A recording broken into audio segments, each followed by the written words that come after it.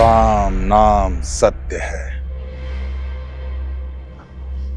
मरा नहीं हूं, मरा भी होता तो जिस स्थान पर हूं ना, दोबारा जीवित हो जाता। ऐसा माना जाता है कि यह वह लाक्षा ग्रह वाला स्थान है जहां पर दुर्योधन ने पांडवों को जलाने का प्रयत्न किया था। तो बहुत सारी कथाओं, पौराणिक और ऐतिहासिकता से जुड़ा हुआ यह हिमालय का क्षेत्र लाखा मंडल में आपका स्वागत है।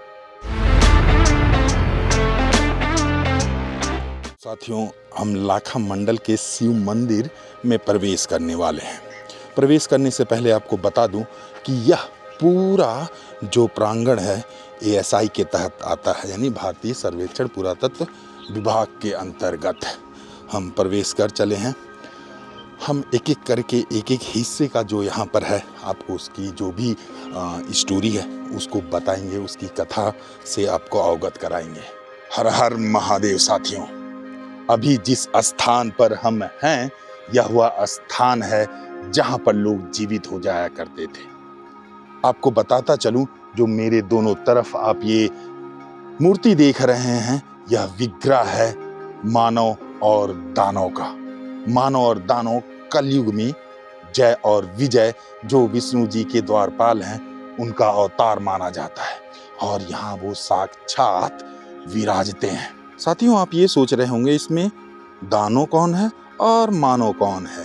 आपको सबसे पहले दानव दिखाते हैं। ये देखिए, दानव को कैसे पहचानेंगे। पहले तो इसके हाथ में एक बहुत ही बड़ा दंड है और इसके माथे पे बहुत गौर से देखेंगे तो मानव खोपड़ी है। इस खोपड़ी से पहचान पाएंगे कि यह दानव है और इसके गले में भी एक माला पिरोया गया है। और आपको जानकर आश्चर्य होगा कि ये जो पीछे आप स्थान देख रहे हैं, कभी इस स्थान पर जो मरते थे उनको यहाँ पर लाया जाता था और पंडित जब अपने मंत्र को उच्चारण करते थे तो वह जीवित हो उठता था प्रभु का नाम लेकर। यहाँ पर वह स्थान आप देखकर दंग रह जाएंगे जहाँ पर ऐसी चीजें इस धरा पर होती थी। अब वह स्थान देख रहे हैं जहाँ पर खुदाई करने के बाद बहुत सारे मोन्यूमेंट, उस समय के पत्थर, दीवारों का नाग, शिव, पार्वती और कई शिवलिंगम आप देख पा रहे हैं। साथियों, यहाँ पर जैसा बताया कि पांडवों ने 1.25 लाख शिवलिंग की स्थापना की, उनकी पूजा अर्चना की। यह उस समय की बात है जब पांडव स्वर्ग की यात्रा में महादेव का आशीर्वाद लेने के लिए उन्हें ढूंढ रहे थे। तो आपको पता है बहुत जगह वह गए, कुकी मठ गए, केदारनाथ में तो मिल ही गए थे और इस क्रम में बहुत स्थान गए, हरिद्वार से लेकर आदि कैलाश और हिमाचल के प्रदेशों में भी। तो यह जब लाखा मंडल में आए और लाख शिवलिंग की स्थापना करके इसकी पूजा अर्चना की तो वहीं से ही लाखा नाम मिला। तो लाखा मंडल इसलिए पौराणिकता के उस कथा से जुड़ता है, इसलिए लाखा मंडल बोलते हैं। और एक कथा और भी जुड़ती है लाक्षागृह से, आइए उसे जानते हैं। अभी हम जहाँ पर हैं वह तो मैंने आपको दिखाया कि सामने धर्मराज युधिष्ठिर द्वारा स्थापित यह शिवलिंग और उनके 4 भाइयों के प्रतीक यह स्तंभ। मगर इसी स्थान पर इन 5 पांडवों को जलाने का प्रयत्न किया गया था। लाक्षागृह जिसमें कौरवों, दुर्योधन और शकुनी ने प्लान कर इन्हें भस्म करने का प्रयत्न किया था और विदुर जी के सहायता से वो यहाँ से निकल पाए थे। तो उस लाक्षागृह षड्यंत्र से इस जगह का एक कथा जोड़ा जाता है कि उसके नाम से लाखा मंडल इस स्थान का नाम पड़ा है। और आपको बताता चलूं कि यहाँ पर सामने ही गुफाएं हैं। वो गुफाएं हैं जिनकी गुफाओं से वो निकल कर यहाँ से बाहर गए थे। तो इस बात को आपको समझना होगा और थोड़ा सा और रिसर्च करना होगा कि ऐसे 1-2 और स्थान है जहां लाक्षागृह को जोड़ा जाता है, उसकी कथा को जोड़ा जाता है। उम्मीद है आपको यह जानकारी और ऐसे स्थान पर आकर अच्छा लगा होगा। मैं उधर देख रहा हूं क्योंकि वहां पर एक बकरा है और वो मेरे बैक की तरफ है।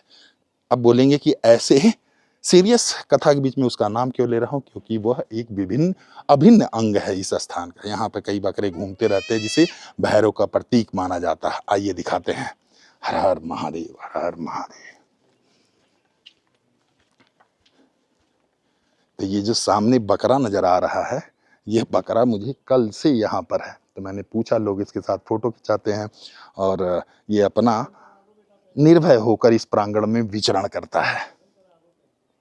इसको कल मैंने पार्ले जी खिलाया था और एकदम खड़ा हो जा रहा था कि और पार्ले जी दो, और पार्ले जी दो।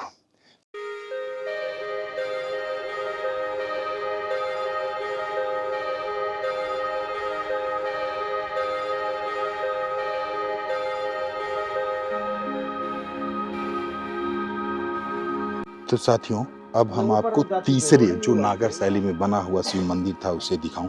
तो जैसे ही आप आएंगे तो सबसे पहले शिलाद पुत्र नंदी, दो शिलाद पुत्र नंदी हैं और उनके सामने शिवलिंग है, और उसी के बगल में दूसरे शिलाद पुत्र नंदी आप देख रहे हैं, जो मंदिर में महादेव स्थापित हैं शिवलिंग के रूप में, उनके ये नंदी जी हैं। फिलहाल आपको अंदर ले चलते हैं। माफ कीजिएगा, कुंती मतलब अच्छा जब पांडव आए थे तो माता कुंती का यह आप स्वरूप देख रहे थे। यहाँ पर शिवलिंग, आप 5 अलग अलग तरह के शिवलिंग नजर आ रहा होगा आपको यहाँ पर। हर हर महादेव। तो इस मंदिर के प्रवेश द्वार पे ही 5 अलग तरह के शिवलिंगम का आप दर्शन कर सकते हैं। फिलहाल ये रहा यहाँ से, ये देखिए नंदी जी, और नंदी जी के दर्शन करने के बाद यह रहा प्रवेश द्वार। प्रवेश द्वार का एक अलग ही चित्रण किया गया है, बहुत पुराना। एक इस मटकी जल ले जाती हुई महिलाएं, और गजब का चित्रकारी है ये। यहाँ पर नाग हैं, तो आप देख सकते हैं यहाँ पे मछली हैं, और इस तरह से, और ऊपर नाग और ट्रॉफीज रखा हुआ है। फिलहाल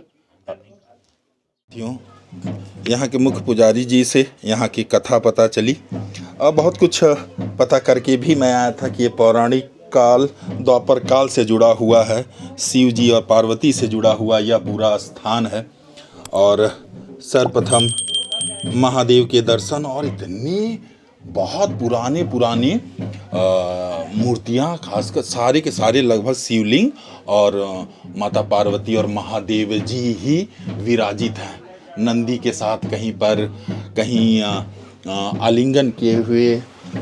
ये देखिए कितना बहुत ही पुराने पसाड़ का है, और बीचों बीच इस गर्भगृह में महादेव शिवलिंग रूप में विराजित हैं। चलेंगे, मैं भी अपने शब्दों से पूरे इस लाखा मंडल का जो महत्व है, इतिहास है, पौराणिकता से जुड़ी हुई जो कथा है, वह सारे बताऊंगा। हर हर महादेव, हर हर महादेव, हर हर। ये जो बीच बीच में यह स्थान आप देख रहे हैं, जैसे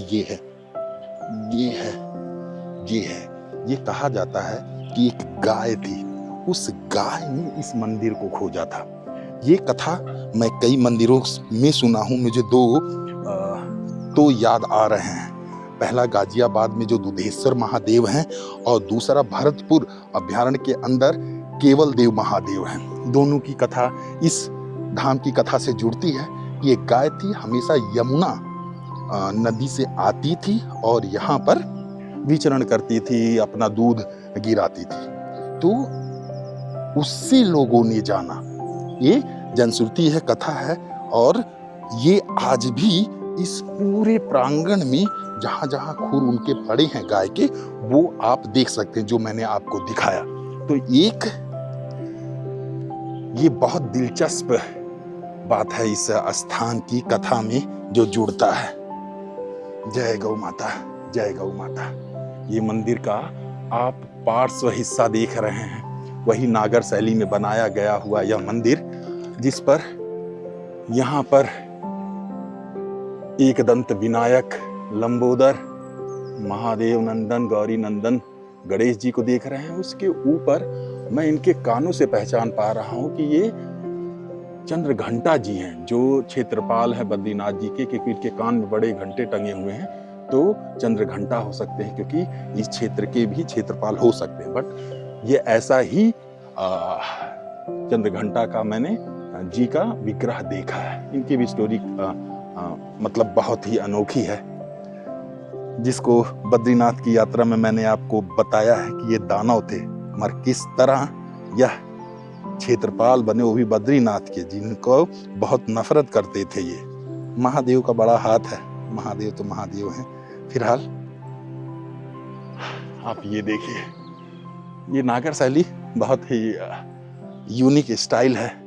आप मंदिर के चारों तरफ एक गर्भगृह होता है, गर्भगृह के चारों तरफ मूर्तियां होती हैं। यहाँ पे मैं देख पा रहा हूँ महिषासुर मर्दनी, माता दुर्गा, माता अम्बा अपने त्रिशूल से इस भैंसे स्वरूप महिषासुर का वध कर रही हैं। तो नागर शैली में आप देख सकते हैं एक एक भवन होता है, भवन के कहीं भवन होता है, भवन के साथ ही रहते हैं नंदी जी, और इस गर्भगृह के बीचों बीच यहाँ पर शिवलिंग स्थापित होता है। और ये देखिए एंशियंट जितने भी बहुत पुराने पुराने पसाड़ के बने हुए शिवलिंग है, शक्तिपीठ है जिसपे शिवलिंग विराजता है, और बहुत सारे शिवलिंगम हैं, पता है ना, 1.5 लाख शिवलिंग का स्थापना किया था। आज भी जहाँ पे यहाँ पे इस इलाके में खुदाई होता है तो वहाँ पर शिवलिंग प्राप्त होता है।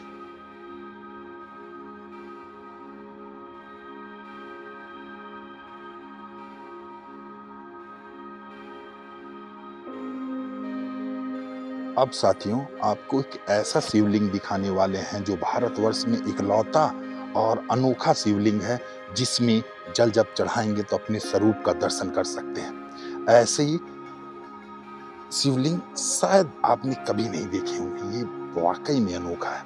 आइए उस शिवलिंग के दर्शन और जलाभिषेक करते हुए इस अद्भुत घटना का भी एक प्रत्यक्ष साक्ष्य बनते हैं।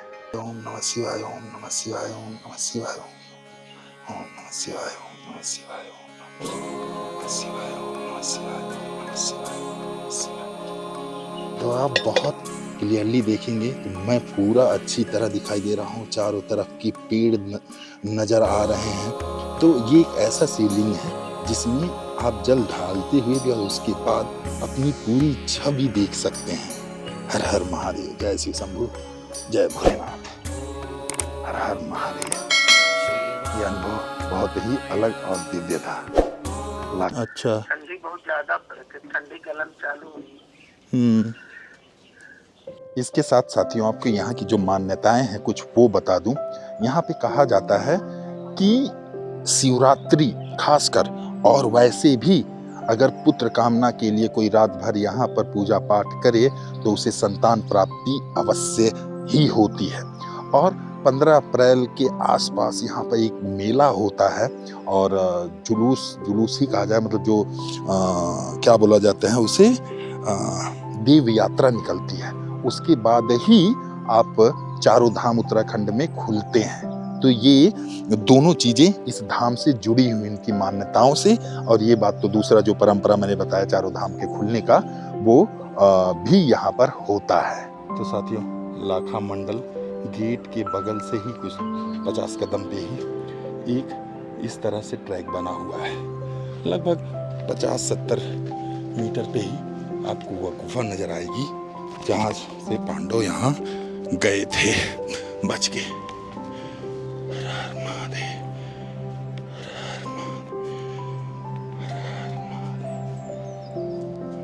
आ जाए प्रभु। सिया राम, सिया राम, सिया राम, हर महादेव,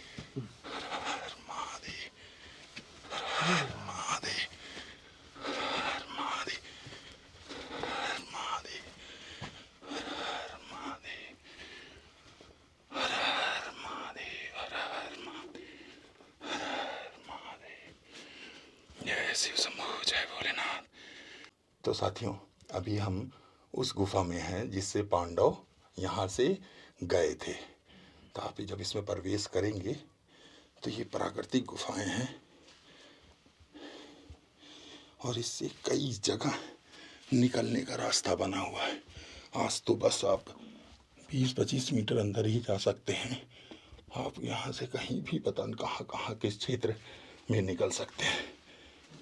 तो लाखा मंडल आए तो इस गुफा के दर्शन जरूर करें। हर हर महादेव, हर हर महादेव, हर हर महादेव, हर हर महादेव। यही रहना हमें एक जाने बाबा साधु संत लोग हम लोग कहाँ जगह मिलेगा हम लोग को।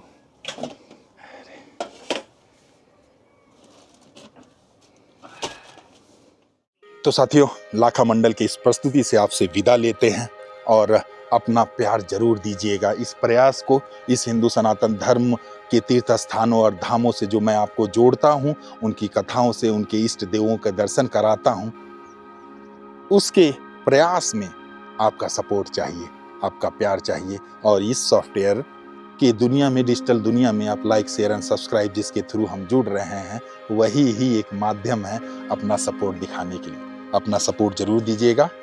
चलते हैं, आपसे मिलते हैं अगली प्रस्तुति में। मुख्यतः जहां तक है वो महासु देवता की होने जा रही है, जो जौनसार रीजन के न्याय के देवता हैं। उनकी कथा भी अद्भुत है। यहाँ से अभी 70 किलोमीटर यात्रा कर कर आपको महासु देवता के दर्शन कराता हूँ। जय सिया राम। हर हर महादेव। हर हर महादेव।